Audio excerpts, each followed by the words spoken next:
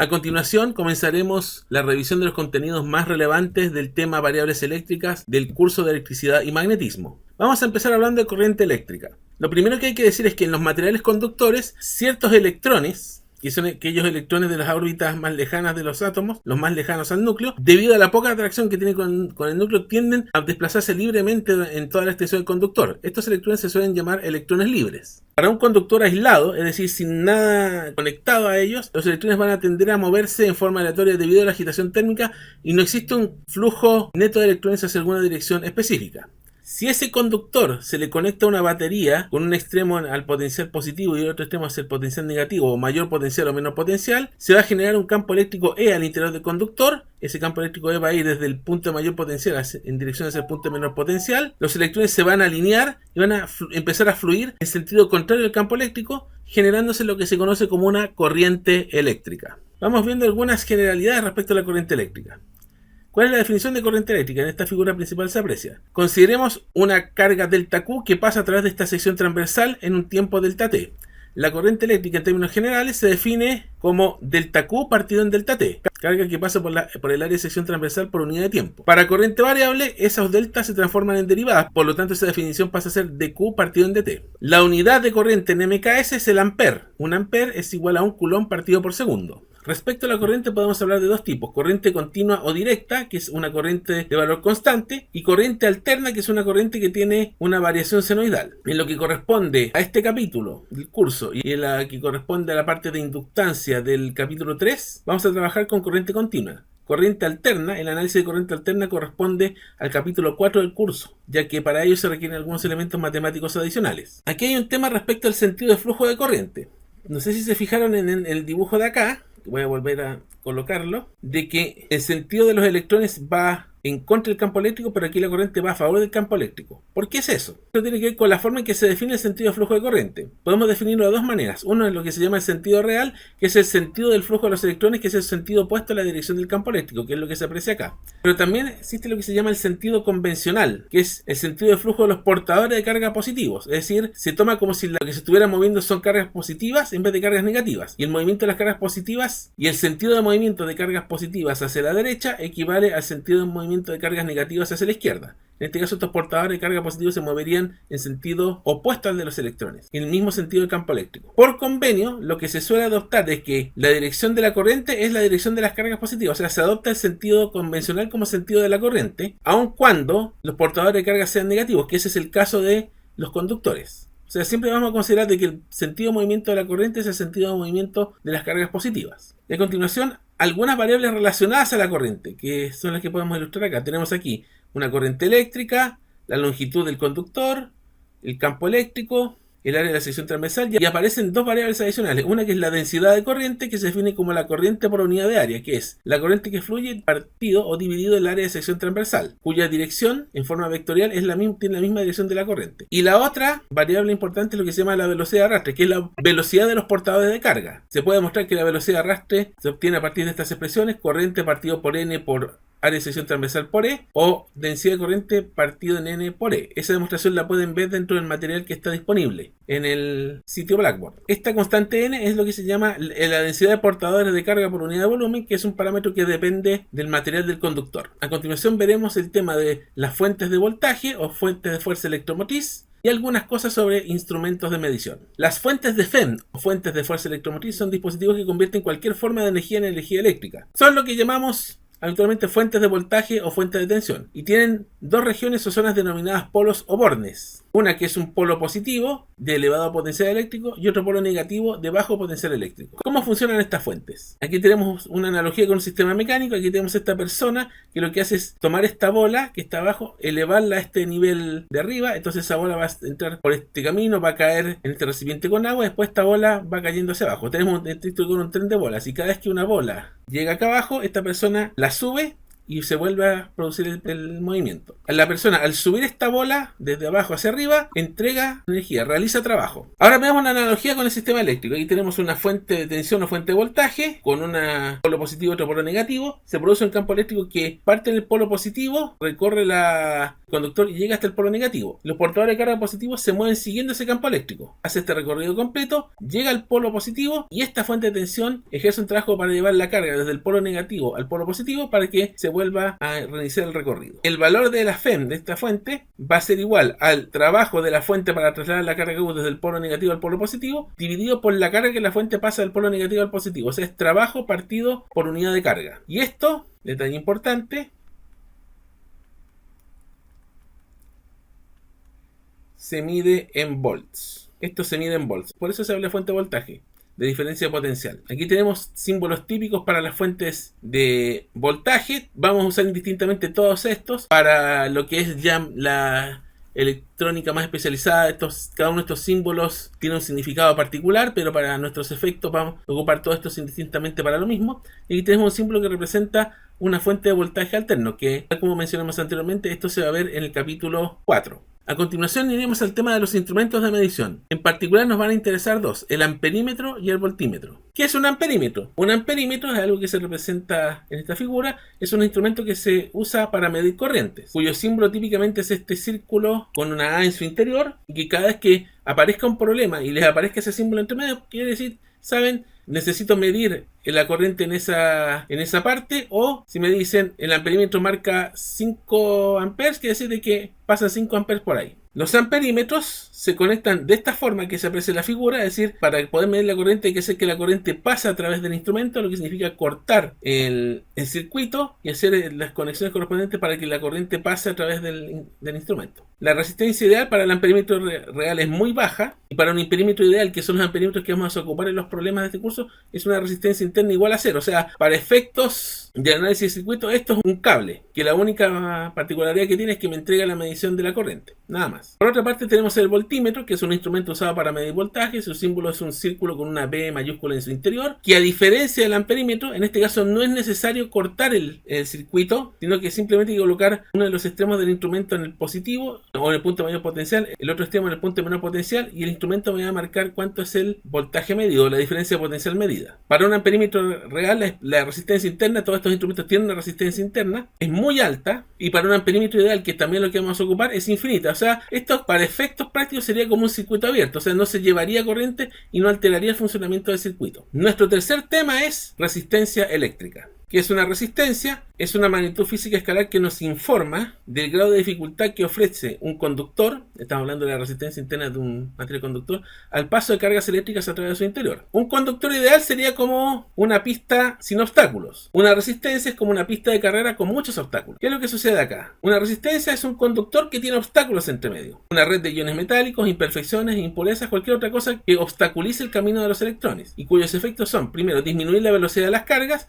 y segundo, provocar disipación de calor producto de las colisiones que se van a producir entre los electrones y los electrones con los obstáculos. Aquí les muestro los símbolos típicos de resistencia, que es uno esta línea cerrada y el otro es este rectángulo. Son los dos que se van a ocupar indistintamente. La definición de resistencia es la siguiente: si se aplica una diferencia de potencial entre los extremos del conductor, esa es una diferencia de potencial B, se mide una corriente I a través del conductor, la resistencia es ese voltaje partido por esa corriente. Esa es la definición más básica de resistencia. En el sistema MKS, la unidad de resistencia es el ohm, que es este símbolo griego, la letra griega omega, y se define un ohm como un volt partido por ampere. Detalle práctico que va a ser relevante a la hora de realizar ejercicios, es lo que se llama, que se refiere al llamado convenio de corriente y voltaje para resistencia, que se aprecia en la figura. La idea es que siempre la corriente va a fluir desde el lado de mayor potencial eléctrico hacia el lado del menor potencial eléctrico, tal como dice acá. La corriente eléctrica siempre fluye desde el terminal de potencial mayor hasta el terminal de potencial menor de la resistencia. Si por alguna razón se invierte el sentido de la corriente en la resistencia, se va a invertir la polaridad del voltaje. O sea, si tenemos más menos, con la corriente fluyendo hacia la derecha, si la corriente fluye hacia la izquierda, nos va a quedar menos más. Finalmente, algunas cosas respecto a la ley de Ohm. Lo que se suele explicar habitualmente, es decir, ley de Ohm es B igual I por R. Resulta que en estricto rigor no es así, porque voltaje igual corriente por resistencia es una definición que es general para cualquier conductor. La ley de Ohm se cumple solamente para el caso particular de que la resistencia sea independiente del voltaje de la corriente.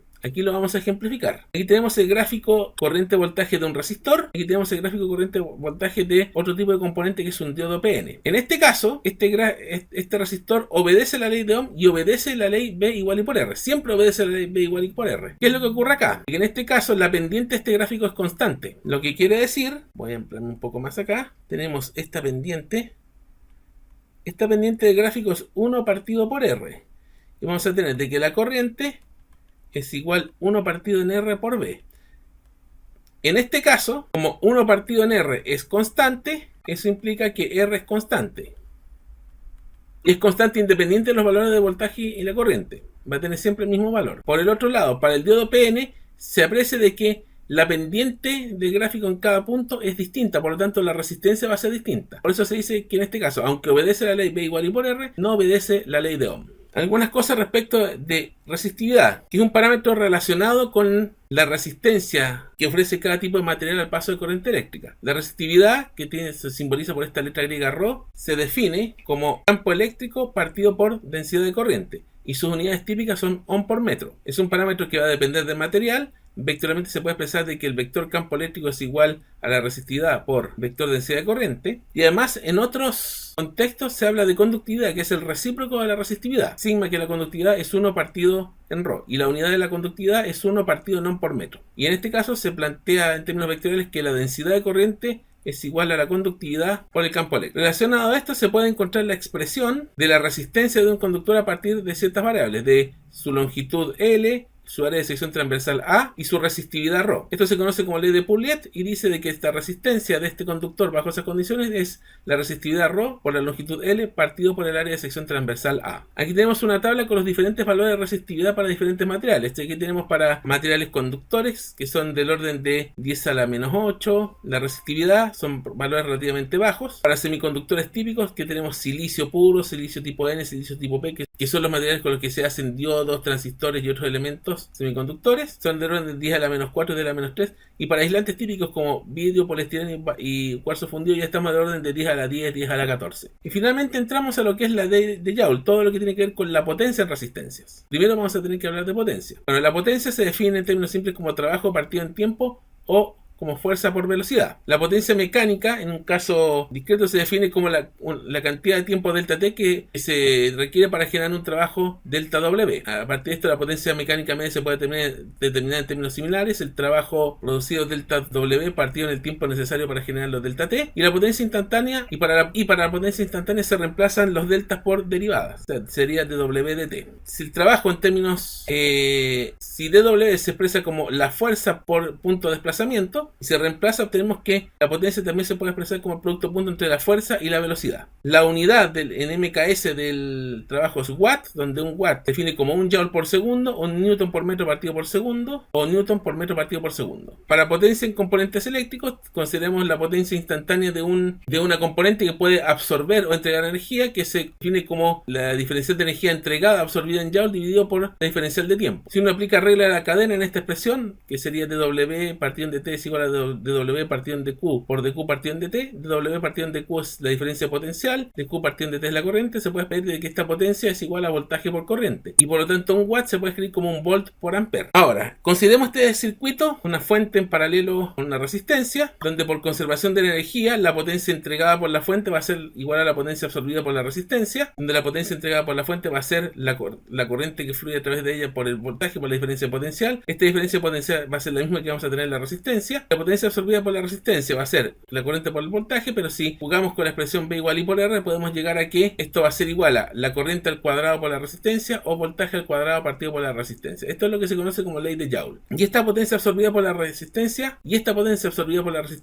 se traduce en calor disipado, lo que da lugar a lo que se llama el efecto de calentamiento de Joule. El hecho de que la resistencia disipa la potencia absorbida en forma de calor y da pie a ciertas aplicaciones, como por ejemplo las estufas eléctricas. Que es una estufa eléctrica? Es una resistencia a través de la cual fluye corriente. Esa corriente provoca que se caliente esa resistencia, ese filamento, y esa potencia disipada es la que provoca calor. Lo mismo el hervidor eléctrico. Un hervidor eléctrico, si ustedes lo abren, en el interior tiene un serpentín, que es una resistencia. Al pasar corriente a través de él, se disipa potencia en forma de calor, y eso es lo que provoca que se caliente el agua. Y finalmente las ampolletas de filamento antiguas. Antes de que existieran las LED, esas ampolletas que tenían un filamento que si uno las dejaba encendidas durante mucho tiempo y uno tocaba la ampolleta, uno se terminaba quemando porque ese filamento es una resistencia que había disipado mucho calor. Antes de cerrar, algunos trucos mnemotécnicos. Aquí tenemos algunos típicos triángulos, lo que se llama el triángulo de voltaje, corriente, resistencia y el triángulo de potencia, corriente, voltaje. Aquí vamos a explicar brevemente cómo funcionan. Vamos a esto para tapar. Tenemos este triángulo voltaje, corriente, resistencia. Si tapo voltaje, tengo corriente por resistencia. Si tapo la corriente, tengo voltaje partido por resistencia, que es corriente. Si tapo la resistencia, tengo voltaje partido por corriente, que es igual a la resistencia. El voltaje en volt es igual a ampere por ohms. Ampere es igual a volt partido en ohm. Ohm es igual a volt partido en ampere. Volt es igual a miliampere por kilo ohm. Miliampere es igual a volt partido en kilo ohm. Kilo ohm es igual a volt partido en miliampere. Volt es igual a microampere por mega ohm. Microampere es igual a volt partido en mega ohms. Y mega ohms es igual a volt partido en microamperes. Y ahora similarmente para el triángulo de corriente, voltaje y potencia. Si tapo potencia, potencia es igual a corriente por voltaje. Si tapo la corriente me queda potencia partido por voltaje. Si tapo voltaje me queda potencia partido por corriente. Y tenemos esta tabla resumen bastante útil en las cuales se pueden obtener los diferentes valores de voltaje, resistencia, potencia para los diferentes valores. Por ejemplo, ampere, la corriente de ampere se puede obtener como la raíz de P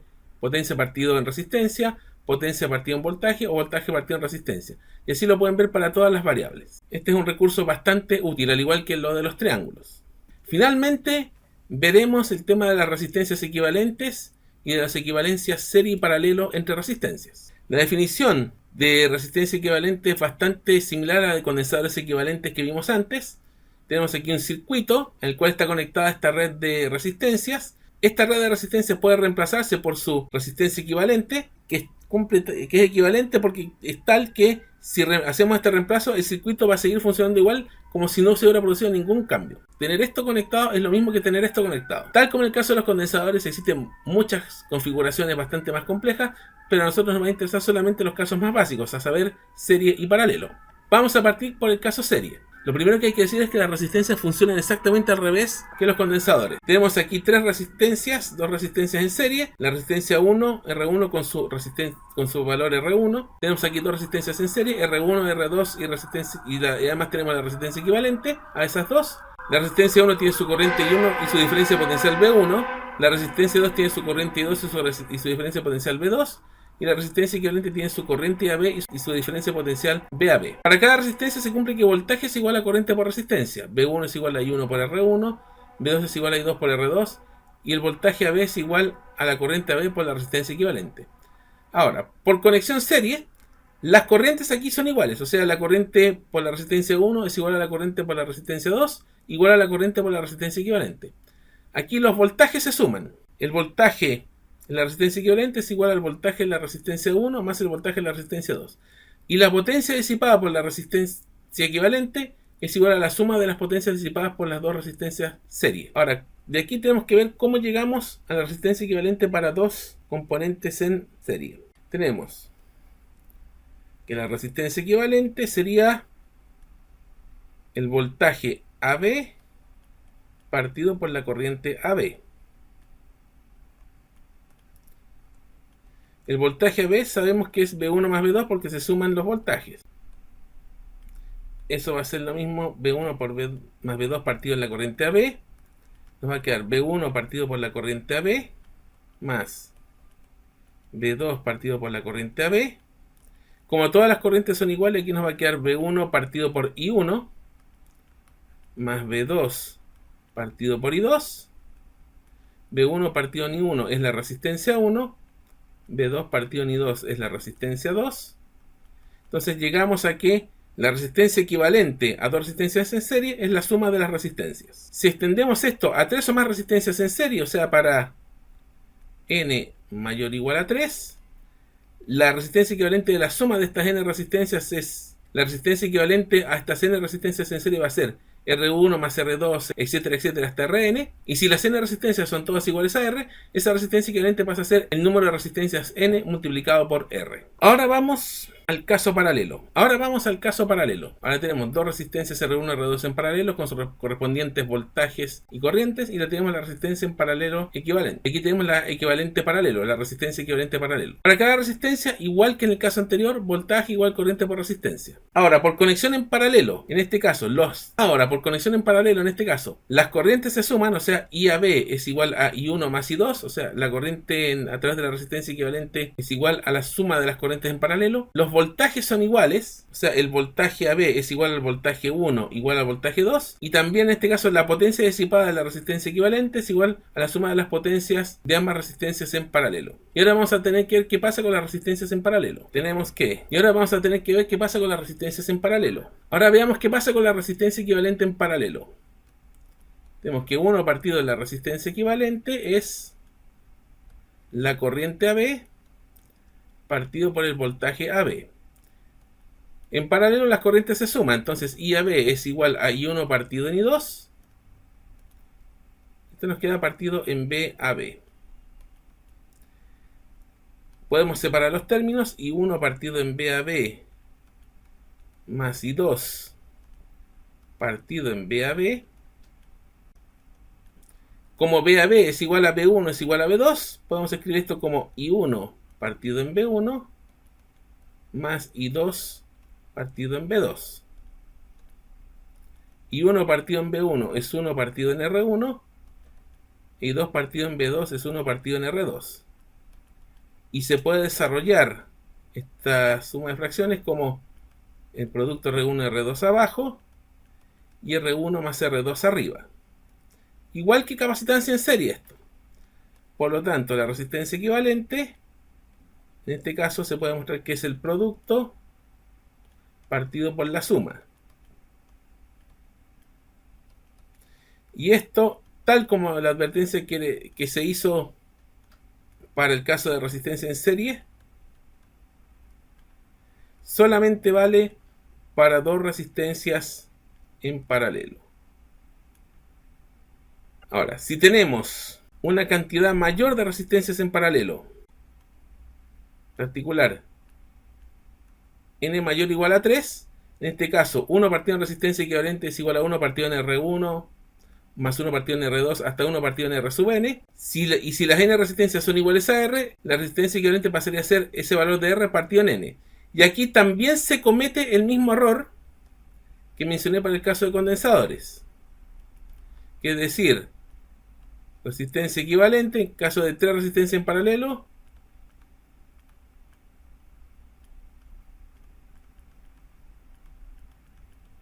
Producto partido en suma. Este es el mismo tipo de error que se comete para condensadores en serie y lo he visto muchas veces en pruebas. La idea de producto partido en suma solamente vale para dos resistencias en paralelo. Para 3 en adelante se tienen que usar las inversas. Y vamos a finalizar con dos situaciones particulares, que son las que se denominan circuito abierto y cortocircuito, lo que podríamos llamar resistencias especiales. Un circuito abierto se puede interpretar como una resistencia infinita, o sea, R tendiendo a infinito, a través de la cual la corriente no puede fluir. Es un cable abierto, para decirlo de manera simple. Y se puede establecer que un circuito abierto en serie con cualquier red de resistencia equivale a un circuito abierto. Vamos a llamar que esto es R1, vamos a considerar que esto es la resistencia equivalente. Entonces, ¿cuál sería la resistencia equivalente de eso? Sería un R1 cualquiera más una resistencia que tiene valor infinito, que sería el caso del circuito abierto, y esto va a tender a ser infinito. Entonces, eso sería equivalente a decir, bueno, en R1 no pasa corriente, por lo tanto no tiene voltaje, por lo tanto actúa como un cable. Entonces, puedo sacar el R1 y reemplazarlo por un cable. Y el otro caso es el caso del cortocircuito, que es una resistencia nula, un segmento de alambre conductor perfecto, que no tiene voltaje y cuya corriente fluye totalmente a través del segmento de alambre. Donde en este caso vamos a tener aquí un cortocircuito en paralelo con cualquier cosa. ¿Cómo sería la resistencia equivalente de esto? De un R1 en paralelo con un circuito abierto. Sería R1 por 0 partido en R1 más 0. Esto obviamente va a dar 0. ¿Qué va a ocurrir? De que si fluye una corriente por acá y la corriente completa ahí se va a ir por el conductor y no va a fluir nada a través de R1, porque como esto es voltaje 0, la corriente que vamos a tener acá es 0. Entonces eso equivaldría como que esta resistencia no estuviera y uno puede sacarla del circuito. En ciertos problemas y en ciertas situaciones de análisis aparecen circuitos abiertos y cortocircuitos, y por eso hay que tener presente estas consideraciones. Y con eso terminamos el presente video.